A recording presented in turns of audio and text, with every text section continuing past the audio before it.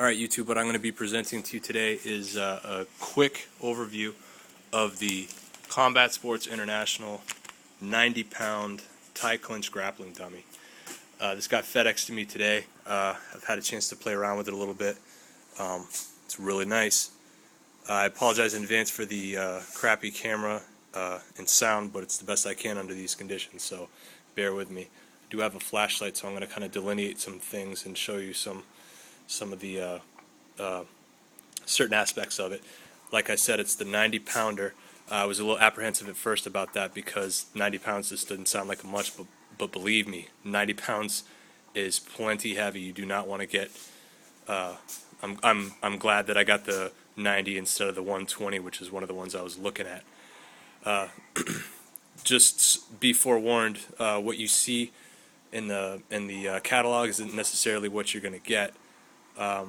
I'm actually very happy with what I ended up with, though. This is not the synthetic leather. If we get in close, this is canvas, heavy-duty canvas, you'll notice. And it's, from what I understand, canvas is comparable to the synthetic leather in terms of durability. There is the condition of sweat and stains and stuff like that, but you could always Scotch guard it, I suppose, if you want to. Some interesting points to it. This is the one without the legs. I wanted that because this one was on sale in particular. The bottom portion, from the lower torso down, is like the consistency of a tie bag. It's about the same thickness, width, etc.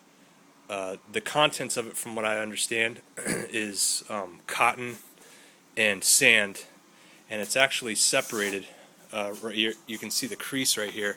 The upper portion of the dummy, I believe, is separate from the lower portion. There's definitely it stops right there. There's a seam that goes through the entire thing, so that I guess the sand won't settle all the way down to the bottom and keeps it somewhat balanced.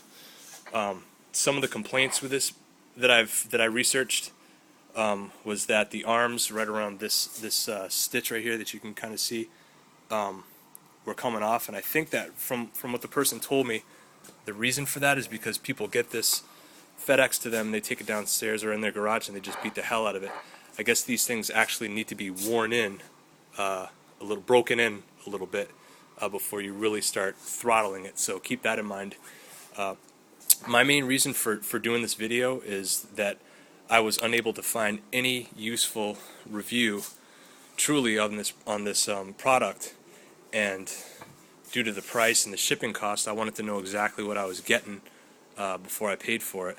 So I'm doing this review and getting up really close with it and showing you all the minute little details, just in case there's other people out there like myself that want to know exactly what they're getting before they actually pay for it, because you're kind of stuck with it unless you're going to spend $50 to ship it back if you're not happy with it or if something happens. A couple of things too. Right here there's kind of like some loose stitching. It's that way on both sides. As you can see, there's that kind of loose, kind of Frankenstein looking stitching. I think that's just for the flexibility. It's definitely not like a hole or anything like that. It'll keep it in for sure. Overall, it's a pretty hefty, heavy duty piece of equipment that can stand up to a lot of punishment. You can also throw it's heavier than you think, and if you start picking it up and if your main thing is doing throws, after the first 3 or 4 throws, you're going to find that it's tough picking it back up. 90 pounds is a lot when you're talking about dead weight.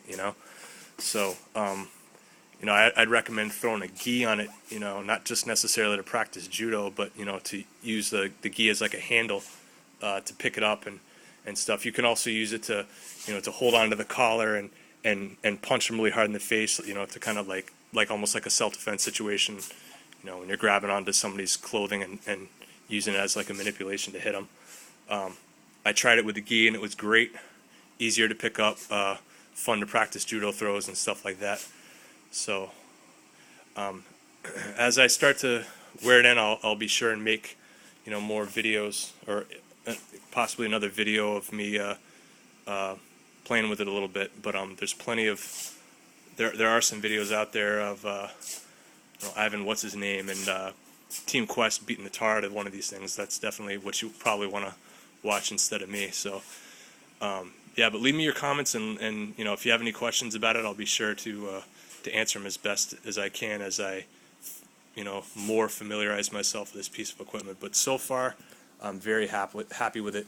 I can't wait to get down into the basement and start working on it. It's great for throws. It's great for Thai clinch knees. You notice that the hands are up real high to kind of resemble like them reaching for a Thai clinch. It's great for it works for pummeling. The underhook feels a little bit weird, because the shoulder kind of juts out a little bit, like a hunchback sort of. But you can work with it. You can practice a lot of stuff. You can still kind of dive down and work like a double leg. You can kick the bottom of it like it's like you're practicing Thai kicks or sweeps, like karate sweeps and stuff like that. Really happy with it. Can't wait to work more with it. Leave any comments or questions, and I'll talk to you soon. Peace.